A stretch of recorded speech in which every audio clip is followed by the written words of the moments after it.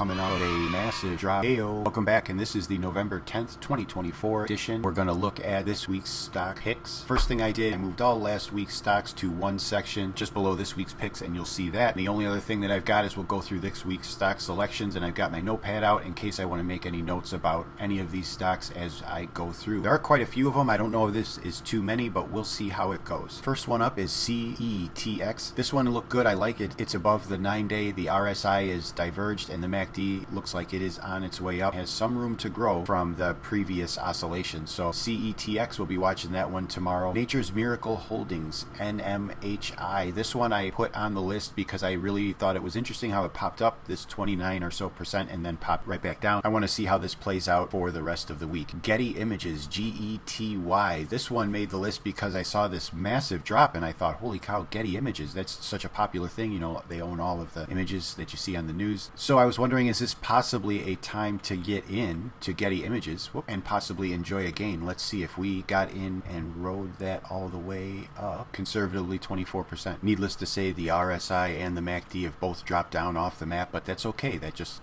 allows us to reload and ride the next wave. LDTC, this one I liked. It's above the 9-day. We could see that right there. The RSI, let's zoom in, it is diverged nicely. So that one gives me the impression this one is ready to go a little bit higher, even though the MACD looks like it's overbought given this indicator here. However, it does look like the MACD could cycle a bit more. Let's check our volume. The volume is there. The only other obstruction I see is that 180. So LDTC, I really think this one is a winner. Let me mark that down.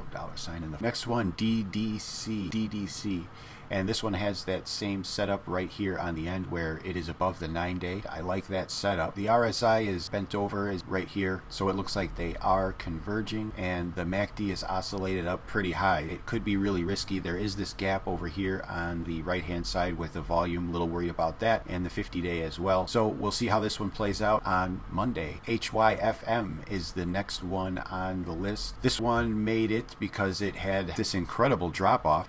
With a drop off like that, I'm always looking for an opportunity. Jumping back here, it looks like it's met that piece of resistance, and it could be in a position to go higher. Zooming in on the RSI, it is still inverted, and the MACD could oscillate down a little bit further before it reverses course. KOPN, here it is. Let's take a look at the RSI first. Looks like they are touching. Bit of information. Let's zoom in here and see where our 9-day is. We are below the 9-day here. The MACD is cycled down. Could see a pop. However, there is this large gap in the volume over here again on the right hand side, and I kind of have a feeling that this is going to gap down this whole candle on Monday morning before potentially popping back off. But I wanted to see how it played out. Again, it's Sunday, and a lot of changes always come on Monday morning. GAME, GAME, this one was oscillated pretty well on the MACD. The RSI is converged and definitely touching. It's at the end of the 9-day, also below the 200. But because it was right at the end of that 9-day, I wanted to throw it on the watch list and see what it does tomorrow. CCG, this is another one that's above the 9-day. The RSI still separated just a little bit.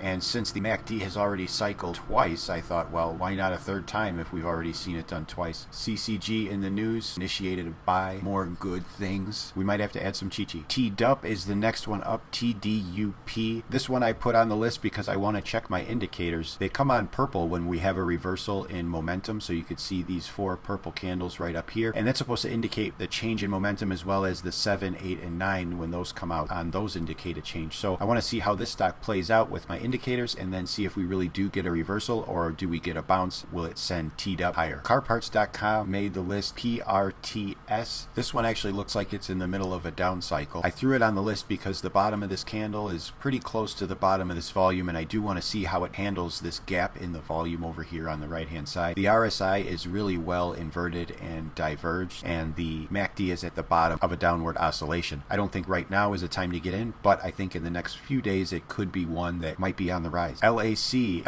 is on the watch list today. Even though the MACD and the RSI are unfavorable right now, we are still above the 200-day and the 180-day. Backing up, we're coming off of a really nice gain. Measure that out right in the center, 43.63%, just figuring conservatively between October 17th and October 30th. That's a great gain in just about 2 weeks time. Could we see a gain like that again? Backing up even further on the chart, I thought that was possible because we were up here at $7.14 back in April. HAO AO coming off of a massive drop in September. Let's look at this. So why in the world would I put this on the list? Well, it's had a couple of little pops over the last few weeks or so, approximately one per week. I put it on the list if you're one that is able to sit at the computer and watch this stock. If you're able to buy in down here at the 20-cent range, or even right now the 19-cent range or below, and wait for one of these pops, you might be able to gain 5 cents or so a share. There could be another one coming up. The RSI looks like it's in a position where it might go higher. That's a pretty decent setup. And the MACD down here looks like it was cooling off, but is gaining strength because of this green candle. So Monday could be good for HAO. AO, COEP is the next one, Coeptis Therapeutics. Zoom in on that RSI like I like to do. The RSI is set up with a nice divergence, and MACD has been oscillating green, strong, and light on and off for a while. That's displayed also in the candlesticks that you see there. Let's take a look at some of these Heikin-Ashi candles. Those Heikin-Ashi candles tend to smooth things out a little bit, but there's no smoothing out the ups and downs of this stock, that's for sure. However, because it is trading sideways and it is coming off of an uptrend, this may be just a little stutter step before it starts to move upward again. And if it does, I'd like to be on that trend. MLGO is one that I was actually excited about because it is just above the 9-day right there. The only obstruction we have is the 50-day. The 180-day is well away up here at about 26 cents right now. The MACD has been oscillating on and off strong and light green, and our RSI is diverged nice enough to get another pump. I really think that MLGO is one that would get you some gains throughout this week. That's why it's on the list. We want to keep an eye on it. I hope you found value looking at these stocks now, and I hope you find an even greater value during the week. I'll see you tomorrow.